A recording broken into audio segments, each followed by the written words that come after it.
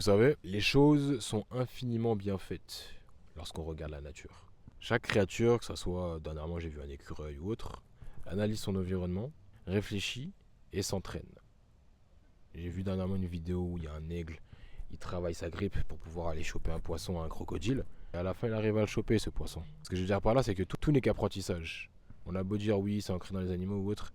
Un animal qui n'a pas de repère, lui aussi va devoir se débrouiller s'il n'a pas eu de mentor. Donc en soi, partons du principe que toute personne a besoin d'un mentor. Et même si personne n'a de mentor, le fait d'observer et d'apprendre de la nature et observer son environnement, on part du principe que l'environnement, c'est son propre mentor. Ce que je veux dire par là, c'est que vous devez absolument analyser votre environnement, car vous pouvez apprendre de toutes choses si vous vous posez 5 minutes et que vous réfléchissez, mais vraiment profondément, genre. Vous appuyez la chose, vous créez des neurones. Et moi, ça me fait penser au fait que si tout est lié, tout n'est qu'environnement. Si on part du principe que un enfant, un louveteau, un bébé écureuil, je sais pas comment on appelle ça, un bébé, un poney ou je ne sais pas quoi, est impacté de par son environnement, c'est aussi vrai pour l'humain. L'humain qui est un animal, je le rappelle, comme dirait Fredo de l'or noir, l'humain est l'un des seuls animaux qui a oublié qu'il en était un. Si on part de ce principe, c'est que lorsqu'on est petit, qu'on le veuille ou non, on est impacté par notre environnement. Mais moi, je vais m'intéresser plutôt à ce qui se passe avant, c'est-à-dire la naissance, la petite enfance. Lorsqu'on est venu au monde, on apprend ça dans notre environnement, il y a malgré tout cette forme de pureté. Et si lorsqu'on vient au monde, on est pur, je pense pas que ça soit dû au hasard. Si lorsqu'un enfant il voit quelque chose, il le dit, il ressent quelque chose, il voit quelqu'un, il est à l'aise ou il ne l'est pas, ce n'est pas pour rien, selon moi. L'instinct est important. S'il y a bien quelque chose qu'on ne peut retirer à un enfant, les créatures en règle générale, c'est l'instinct. Il n'y a que l'humain qui a besoin d'intérêt, si je puis dire. Un animal, il ne fait parler que l'instinct. S'il n'a pas faim, il ne va pas manger. Nous, on a faim, on va manger, mais juste après, on est capable de remanger. Parce que ce n'est pas réellement la vraie faim. On a envie de manger. Ce que je veux dire par là, c'est qu'on va avoir des intérêts qui vont dépasser notre condition d'animal, notre condition humaine.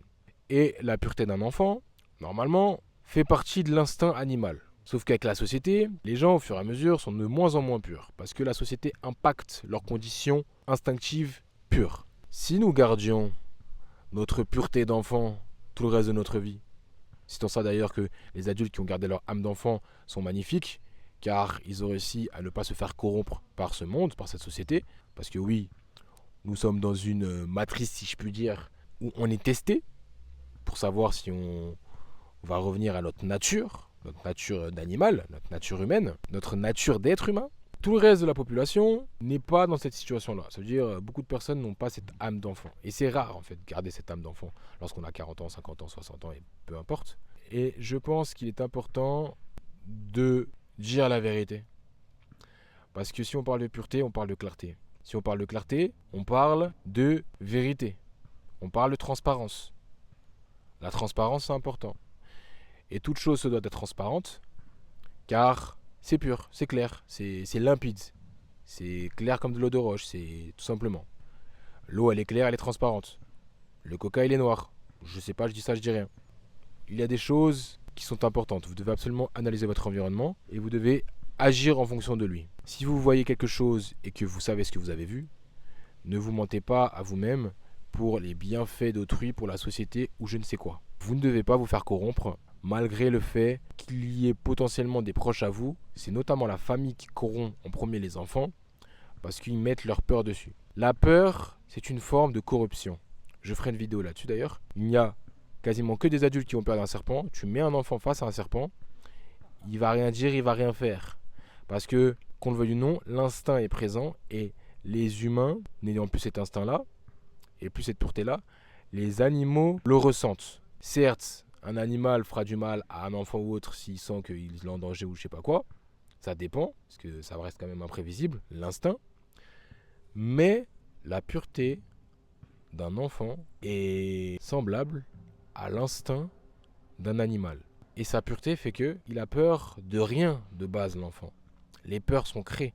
Les adultes créent des peurs aux enfants. Cela prouve que garder cette pureté et avoir cette clarté d'esprit constamment, même quand on est adulte, permet, si je puis dire, de comprendre le mieux possible son environnement et potentiellement de le manipuler.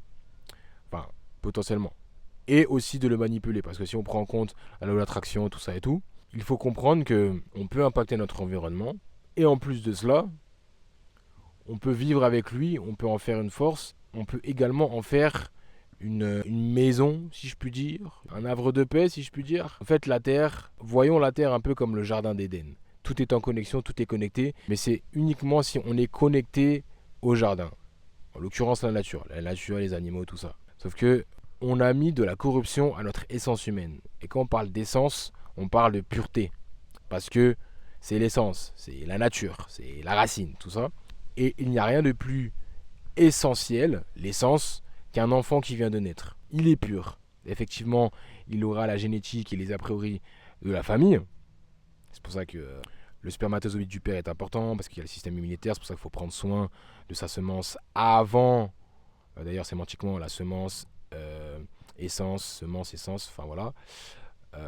Avant la pratique sexuelle, pour créer l'enfant, il faut prendre soin de son propre corps pour faire en sorte que les spermatozoïdes aient une meilleure qualité. Ensuite, il y a la procréation, il y a la fusion entre les spermatozoïdes et l'ovule, et ça crée l'être, et il y a l'accouchement, tout ça. Le processus commence bien avant le simple accouchement ou la simple grossesse, si je puis dire. Vous devez absolument comprendre que tout est lié, et la pureté de l'enfant commence avant sa naissance. Et cet instinct-là, on doit le garder, même en étant adulte. Et ça commence par la vérité. On est dans une société de mensonges, je pense que c'est une surprise pour personne. Mais malgré tout, à cause des peurs, parce que c'est souvent la peur qui enchaîne tout ça, on finit par corrompre nos propres enfants. Ce n'est pas normal. Donc, l'enfant, c'est notre essence même. On est censé garder cette âme d'enfant. On n'est pas censé être en mode la jalousie, ici, ça. Après, bon, il y a l'instinct, il y a les intérêts, tout ça. Mais on n'est pas censé avoir peur d'avoir ou de ne pas avoir telle ou telle chose. On est censé se convenir à nous-mêmes. On perturbe notre propre essence. Soyez observateur, soyez comme l'univers, soyez un cycle à vous tout seul, soyez connecté à votre environnement, soyez dans votre propre jardin d'Éden, impactez votre environnement en fonction de vos intérêts, mais normalement vos intérêts sont dans les intérêts de votre environnement. Car vous y faites partie, vous l'impactez, il vous impacte, mais si vous êtes en symbiose avec lui, tout devrait être clair, tout devrait être limpide, tout devrait être pur.